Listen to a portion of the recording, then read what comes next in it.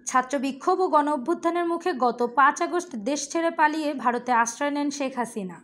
ইতোমধ্যে ভারতে 3 সপ্তাহ কাটিয়ে ফেলেছেন তিনি। গত সপ্তাহেই শেখ হাসিনা সহ তার সরকারের সবার কূটনীতিক লাল পাসপোর্ট বাতিল করেছে বাংলাদেশ সরকার। এই পরিস্থিতিতে ভারতে অবস্থানের সময় ফুরিয়ে আসছে শেখ হাসিনার। ভারতীয় সংবাদ মাধ্যম হিন্দুস্তান টাইমস জানিয়েছে, যেহেতু হাসিনার লাল পাসপোর্ট বাতিল করা হয়েছে, তাই নিয়ম অনুযায়ী তার ভারতে অবস্থানের সময় ফুরিয়ে আসছে।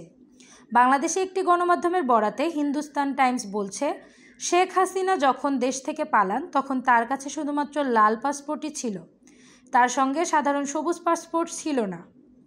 এদিকে ভারতের ভিসা নীতি অনুযায়ী যেসব বাংলাদেশির কাছে কূটনীতিক লাল পাসপোর্ট আছে তারা ভিসা ছাড়াই ভারতে প্রবেশ এবং সর্বোচ্চ ৪৫ দিন পর্যন্ত অবস্থান করতে পারেন। শনিবার ২৪ আগস্ট পর্যন্ত শেখ হাসিনা ২০ দিন ভারতে কাটিয়ে ফেলেছেন। ফলে বৈধ উপায়ে আর মাত্র ২৫ দিন ভারতে থাকতে পারবেন তিনি। এরপরই অবৈধ হয়ে যাবেন শেখ হাসিনা। হিন্দুস্তান টাইমস আরও জানিয়েছে, কূটনীতিক পাসপোর্ট বাতিল হওয়ায় শেখ হাসিনার ভারত থেকে বাংলাদেশে প্রত্যর্পণের ঝুঁকি বেড়ে গেছে। হাসিনার বিরুদ্ধে এখন পর্যন্ত ৫১টি মামলা করা হয়েছে, যার মধ্যে ৪২টি হত্যা মামলা।